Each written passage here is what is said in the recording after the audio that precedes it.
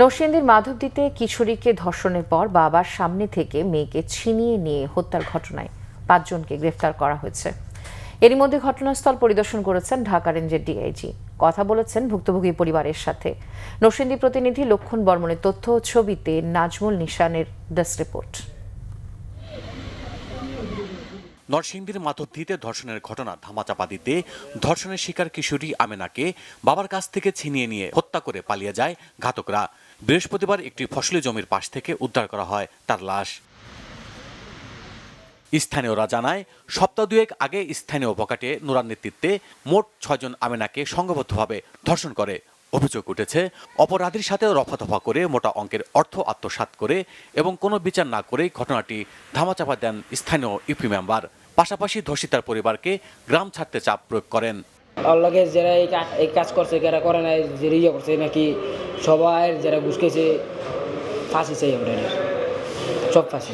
চৈত্র মিলের সামনের থেকে 5 জন লোকে মুখ ঠাসা না ধরে চৈত্র মিলের পিছিয়ে নেওয়া যায়, জাপের নিচে 5 জন লোকে মিলে দর্শন করে। 3 রাস্তার মোড়ের তনে নুরার বন্ধু বান্ধব লইয়া নুরা আমার জামাইরা আটক করিয়া পিছ মুড়ায় ধরিয়া ছুরি ঠেকাইয়া আমার জিপুত জিয়ারে আমার জামাইরাতে তো ছিনে নিয়ে গেছে। এই অন্যায়কারী রেজায় দৌড়া দিতারে বা দরতারে হার কোটিং বিচারু।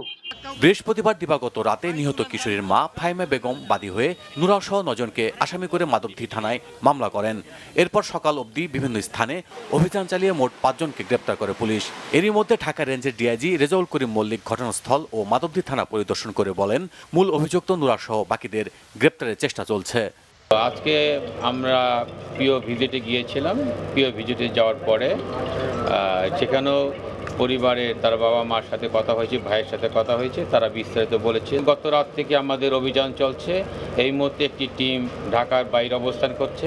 আমরা ইনশাল্লাহ খুব তাড়াতাড়ি ধর্ষক এবং সালিশকারী যারা ছিল তাদেরকে গ্রেপ্তার করতে সক্ষম হব। দ্রুত অভিযুক্তদের আইনের আওতায় এনে দৃষ্টান্ত শাস্তি দাবি জানিয়েছেন স্থানীয়রা। Bangla vision news desk.